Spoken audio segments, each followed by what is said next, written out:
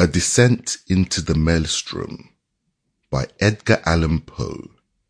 Narrated by Sam Kusi. The ways of God in nature, as in providence, are not as our ways, nor are the models that we frame any way commensurate to the vastness, profundity, and unsearchableness of his works, which have a depth in them greater than the well of Democritus. Joseph Glanville. We had now reached the summit of the loftiest crag. For some minutes the old man seemed too much exhausted to speak.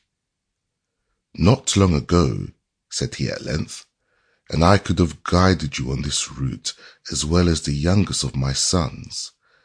But about 3 years past, there happened to me an event such as never happened before to mortal man, or at least such as no man ever survived to tell of, and the 6 hours of deadly terror which I then endured have broken me up, body and soul.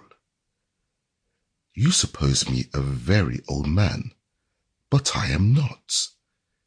It took less than a single day to change these hairs from a jetty black to white, to weaken my limbs and to unstring my nerves, so that I tremble at the least exertion and am frightened at a shadow.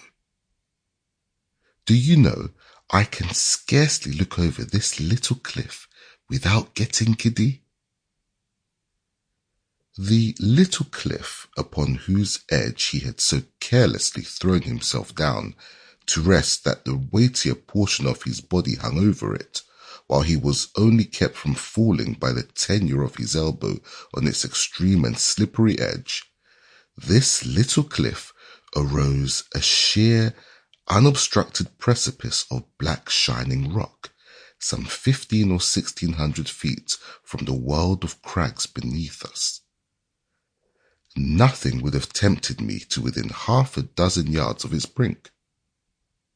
In truth, so deeply was I excited by the perilous position of my companion that I fell at full length upon the ground, clung to the shrubs around me, and dared not even to glance upward at the sky, while I struggled in vain to divest myself of the idea that the very foundations of the mountain were in danger from the fury of the winds. It was long before I could reason myself into sufficient courage to sit up and look out into the distance. Sample complete. Ready to continue?